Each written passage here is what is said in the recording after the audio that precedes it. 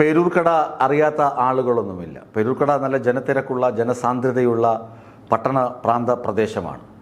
അവിടെ ബിജു എന്ന സൈനികൻ ജീവിക്കുന്ന സാഹചര്യം വളരെ മോശപ്പെട്ട സാഹചര്യത്തിലാണ്. എന്തുകൊണ്ടെന്നാൽ അദ്ദേഹത്തിൻ്റെ അയൽക്കാർ അദ്ദേഹത്തെ നിരന്തരം പീഡിപ്പിക്കുകയാണ്, ഇല്ലാത്ത കഥകൾ മെനയുകയാണ്, കള്ള കേസുകൾ കൊടുക്കുകയാണ്. ഇതാണ് ബിജു എന്ന മുൻ സൈനികൻ നേരിടുന്ന പ്രതിസന്ധി. ഇത് ബിജു കഴിഞ്ഞ ദിവസം തിരുവനന്തപുരം പ്രസ് ക്ലബ്ബിൽ വാർത്താ സമ്മേളനം നടത്തി മാധ്യമങ്ങളോട് വെട്ടിത്തുറന്ന് അദ്ദേഹത്തിൻ്റെ സങ്കടങ്ങൾ പറഞ്ഞിരുന്നു. അതിൽ ഒരു ഭാഗം ഞങ്ങൾ മുന്നേ തന്നെ പ്രേക്ഷകരിൽ എത്തിച്ചിരുന്നു. ഇന്ന് കൂടുതൽ ഭാഗങ്ങൾ നിങ്ങളിൽ എത്തിക്കുക എന്നതാണ് ഞങ്ങളുടെ ദൗത്യം. ഈ മുൻ സൈനികൻ എങ്ങനെയാണ് അയൽക്കാരുടെ കണ്ണിൽ കരടായത്? എന്തുകൊണ്ടാണ് ഈ അയൽക്കാർ ഈ മുൻ സൈനികനെ ഇങ്ങനെ ടാർഗറ്റ് ചെയ്ത് ആക്രമിക്കുന്നത്? അതറിയുമ്പോൾ നിങ്ങൾ ശരിക്കും ഈ സൈനികനൊപ്പം നിലയുറപ്പിക്കും, സൈനികനെ പിന്താങ്ങും. അയൽക്കാർ ആരോ ആകട്ടെ, എക്സ് ഓർ ഒയ് ആരോ ആകട്ടെ, പക്ഷേ രാജ്യത്തിനു വേണ്ടി 28 വർഷക്കാലം വിവിധ സംസ്ഥാനങ്ങളിൽ വിവിധ അതിർത്തികളിൽ പ്രാണൻ പണയപ്പെടുത്തി ജോലി നോക്കിയ നമ്മുടെ രാജ്യത്തിന് കാവൽ നിന്ന ഒരു സൈനികൻ ജോലിയിൽ സ്വാഭാവിക വിരമിക്കൽ കഴിഞ്ഞ് 28 വർഷത്തെ സേവനം കഴിഞ്ഞ് നാട്ടിൽ തൻ്റെ കുടുംബസമേതം നാട്ടിൽ തിരിച്ചെത്തി തൻ്റെ സ്വന്തം വീട്ടിൽ താമസിക്കുമ്പോൾ അയൽക്കാർക്ക് എന്തിനാണ് ഈ പല്ലുകടി? മറ്റൊന്നുമല്ല, ഈ വീട്ടിൽ നിന്ന് ഈ സൈനികനെയും കുടുംബത്തെയും കുടിയിറക്കി വിട്ട് കഴിഞ്ഞാൽ ഈ വീടും പറമ്പും കണ്ണായ സ്ഥലത്തിരിക്കുന്നതാണ്. ഒരു 2.5-3 കോടി രൂപ വിലമതിപ്പുള്ള സ്ഥലമാണ്, ഈ പ്രോപ്പർട്ടിയാണ്. ഇത് അവർക്ക് അടിച്ചെടുക്കാൻ പറ്റും തുച്ഛമായ വിലയ്ക്ക് വിൽപ്പന നടത്താൻ കാതോർത്തും കാത്തുമിരിക്കുന്ന ആളുകൾ ഉണ്ട് അവിടെ എന്നതാണ് മറ്റൊരു വസ്തുത. ബിജുവിനെ ആട്ടി ഇറക്കി കഴിഞ്ഞാൽ അത് തുച്ഛമായ വിലയ്ക്ക് ഇഷ്ടക്കാർക്ക് വിൽക്കാനുള്ള ആളുകൾ അവിടെ ഉണ്ട്. അത് ഒരു വശത്തുണ്ട്. ഇനി ബിജു പറയുന്ന വാക്കുകൾ കൂടി നിങ്ങൾ ശ്രദ്ധിക്കുക.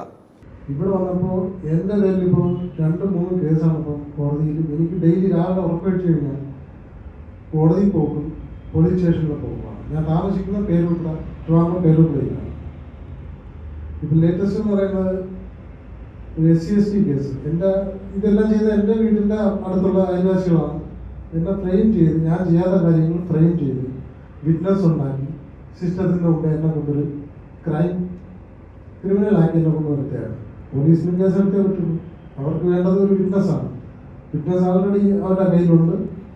ഇതെന്ന് പറയുന്നത് 2 ഫാമിലി. ഒരു പ്രമോദ് ആപ്പി എന്ന് പറയും, ഒരു ജൂനിയർ ഹെൽത്ത് ഇൻസ്പെക്ടറായിട്ട് ജോലി ചെയ്യുന്നു. അദ്ദേഹത്തിൻ്റെ വൈഫ് ബിന്ദു ബീവി, പിന്നെ മകൻ മിഥുൻ, പ്ലസ് വേറൊരു ഫാമിലി എന്ന് പറയുന്നത് ജോജിയുടെ വൈഫ് മിനിയുടെ അമ്മ സരസ്വതി, പിന്നെ മിനിയുടെ സഹോദരൻ മനു.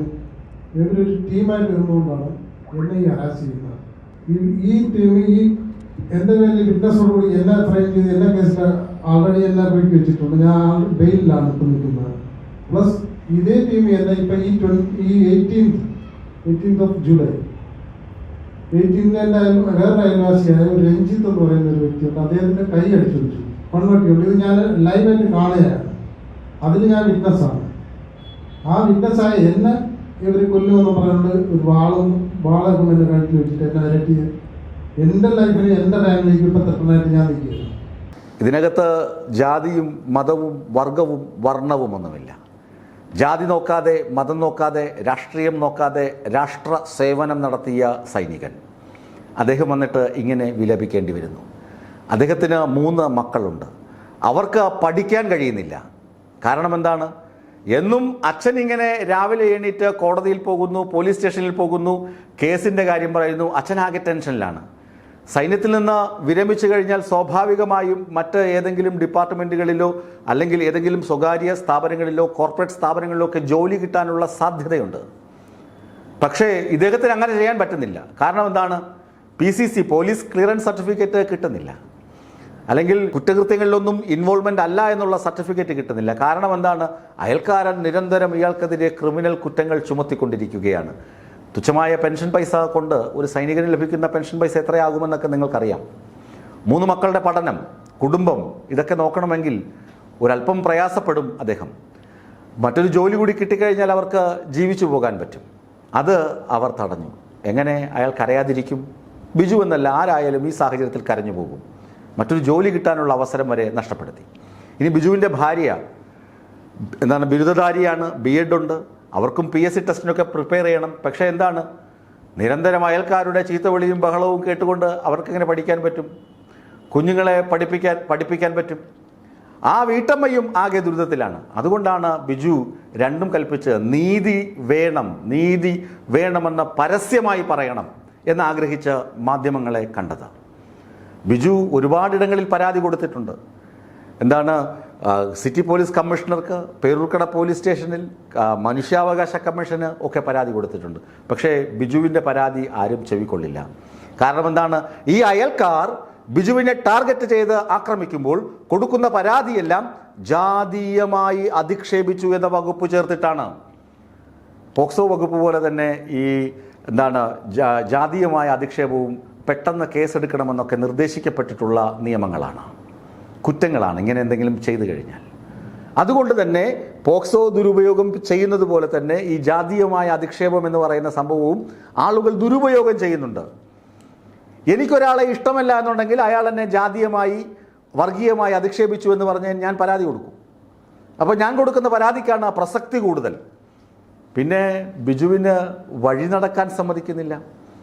ബിജുവിന് ഒരു വാഹനമുണ്ട്, ആ വാഹനം വീടിൻ്റെ ഗേറ്റിന് പുറത്തേക്ക് ഇറക്കണമല്ലോ. അപ്പോഴേക്കും എന്ത് ചെയ്യും? അയൽക്കാരൻ അവിടെ ബുള്ളറ്റോ സ്കൂട്ടറോ എന്തെങ്കിലും കൊണ്ടുവച്ച് വഴി തടഞ്ഞു വെക്കും. അപ്പോൾ ബിജു ഇറങ്ങി സംസാരിച്ചു കഴിഞ്ഞാൽ പേടിയാണ്.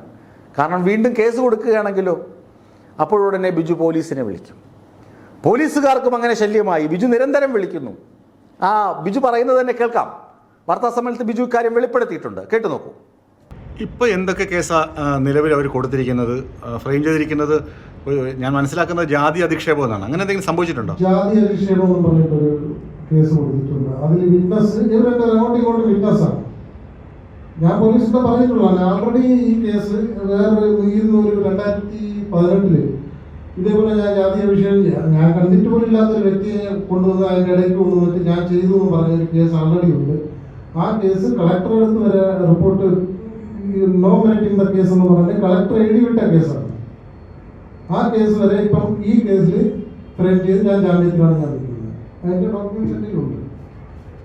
അപ്പോൾ നിരന്തരം നീതി തേടി പോലീസിനെ സമീപിക്കേണ്ടി വരുന്ന ഒരു മുൻ സൈനികൻ, ആ സൈനികനെതിരെ നിരന്തരം കള്ളക്കേസ് കൊടുത്ത് അദ്ദേഹത്തെ ജീവിക്കാൻ അനുവദിക്കാതെ അദ്ദേഹത്തിൻ്റെ കുടുംബജീവിതം വരെ തകർക്കാൻ, താറുമാറാക്കാൻ കച്ചകെട്ടി ഇറങ്ങിയിരിക്കുന്ന ഒരു പറ്റം അയൽക്കാർ.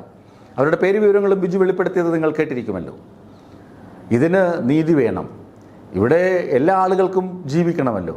സ്വന്തം വീട്ടിൽ താമസിക്കുന്നതിന് ഒരു മുൻ സൈനികൻ ഇത്രമാത്രം കഷ്ടപ്പെടണമെങ്കിൽ നമ്മുടെ നീതിപീഠവും അതുപോലെ തന്നെ നിയമപാലകരുമൊക്കെ ഒന്ന് മനസ്സ് വച്ച് കഴിഞ്ഞാൽ ബിജുവിൻ്റെ പരിഭവങ്ങളും പരാതികളും മായ്ച്ചു കൊടുക്കാൻ, ഇല്ലാതെയാക്കി കൊടുക്കാൻ കഴിയുമെന്ന ഉത്തമ ബോധ്യം എനിക്കുണ്ട്.